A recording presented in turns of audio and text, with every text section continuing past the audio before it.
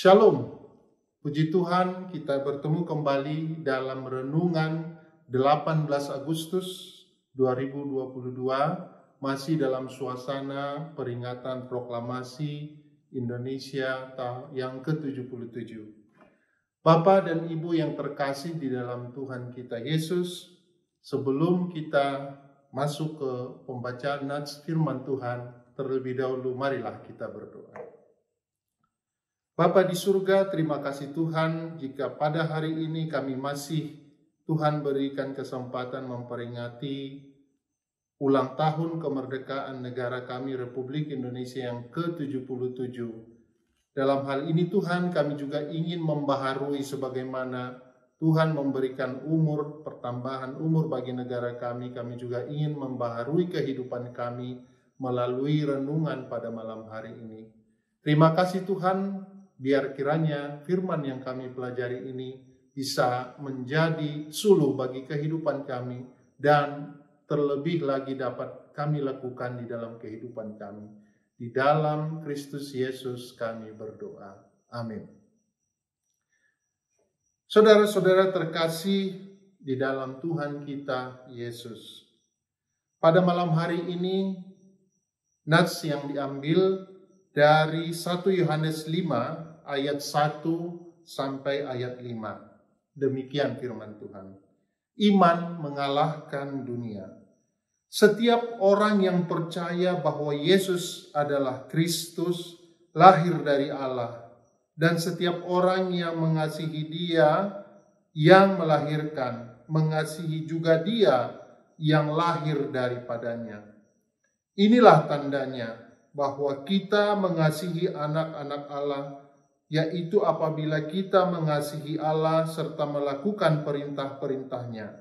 Sebab inilah kasih kepada Allah, yaitu bahwa kita menuruti perintah-perintahnya. Perintah-perintahnya itu tidak berat.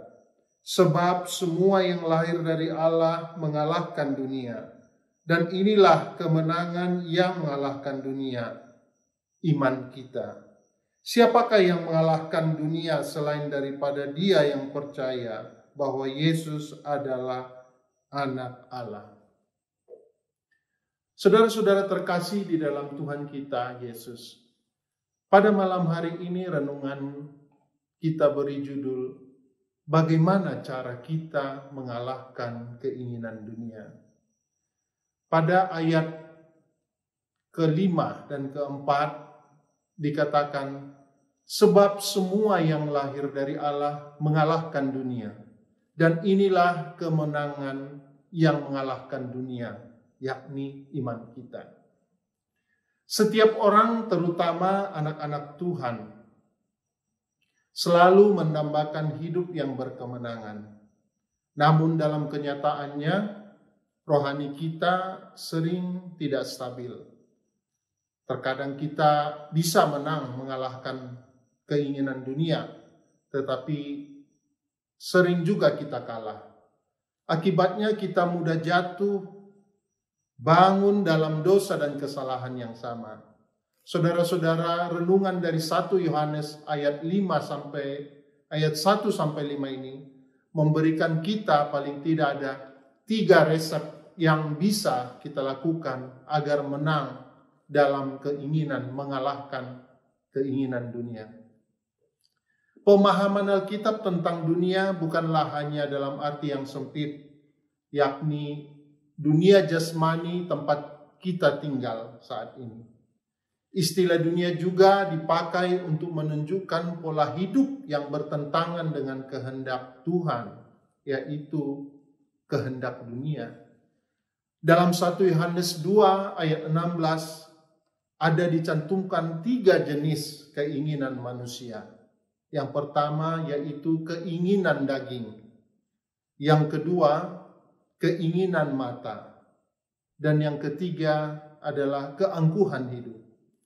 3 keinginan tersebut merupakan musuh terbesar yang hidup di dalam diri manusia. Dan untuk menaklukkannya, saudara-saudara, tidaklah mudah. Oleh karena itu, Yohanes menyampaikan 3 cara yang bisa kita lakukan untuk mengalahkan keinginan dunia. Saudara-saudara, yang pertama adalah kita harus beriman atau percaya kepada Yesus, sebagaimana pada ayat 1 dan 5. Yesus yang kita sembah adalah Tuhan yang perkasa, yang telah mengalahkan dunia. Tuhan menghendaki kita agar anak-anaknya memiliki kuasa yang sama dengan yang Ia miliki, yaitu kuasa mengalahkan dunia. Jika aku rindu untuk menjadi umat pemenang, gunakanlah iman di dalam Yesus Kristus, maka kita akan mampu mengalahkan dunia dengan segala keinginannya. Yang kedua, saudara-saudara, kita lahir atau dilahirkan kembali dari Tuhan. Artinya hidup yang diperbaharui oleh Tuhan atau hidup yang dilahirkan kembali. Pada Yohanes 3 ayat 7. Jadi saudara-saudara, orang yang dilahirkan kembali bukan berarti mengalami reinkarnasi, melainkan mengalami pembaharuan hidup, meninggalkan kehidupan yang lama dan memunculkan kehidupan yang baru. Segala dosa disucikan dan hidup di dalam pertobatan. Di dalam 1 Yohanes 5 ayat 18 dikatakan, setiap orang yang lahir dari Allah dan tidak lagi berbuat dosa, tetapi dia yang lahir dari Allah melindunginya, dan si jahat tidak dapat menjamahnya.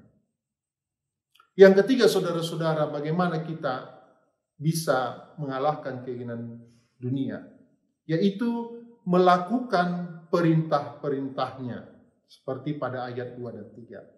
Saudara-saudara, orang yang melakukan perintah-perintah Tuhan adalah orang yang hidup dalam ketaatan. Seluruh aspek kehidupannya harus berpadanan dengan firman Tuhan dan harus hidup dengan benar dan murni. Dalam ayat 3 mengatakan bahwa perintah-perintah Tuhan tidaklah berat. Perkara ini hanya dapat dimiliki oleh orang yang mengalami kelahiran baru. Sebaliknya orang yang bertabiat duniawi melakukan perintah Tuhan itu sangatlah berat. Oleh karena itu, saudara-saudara yang terkasih di dalam Tuhan kita Yesus, marilah kita terus memperbaharui hidup kita, meninggalkan keinginan-keinginan manusia, yakni keinginan daging, keinginan mata, serta keangkuhan hidup. Walaupun tidak mudah, kita harus terus belajar dan mengalahkan keinginan-keinginan manusia itu dengan 3 cara. Pertama tadi, marilah kita beriman kepada Yesus, Tuhan kita. Yang kedua, mari kita perbaharui kehidupan kita. Yang ketiga, marilah kita melakukan perintah-perintahnya. Amin. Terpujilah Tuhan. Mari kita berdoa. Bapa di surga, terima kasih Tuhan atas firman-Mu yang telah kami baca pada malam hari ini dan kami renungkan. Melalui firman ini kami diingatkan agar kami mengalahkan keinginan dunia dan ikut Tuhan dan berjalan taat sesuai perintah Tuhan. Biarlah kami belajar terus dan berusaha terus untuk hidup lebih baik sesuai dengan kehendak Tuhan. Di dalam nama Yesus kami berdoa. Amin.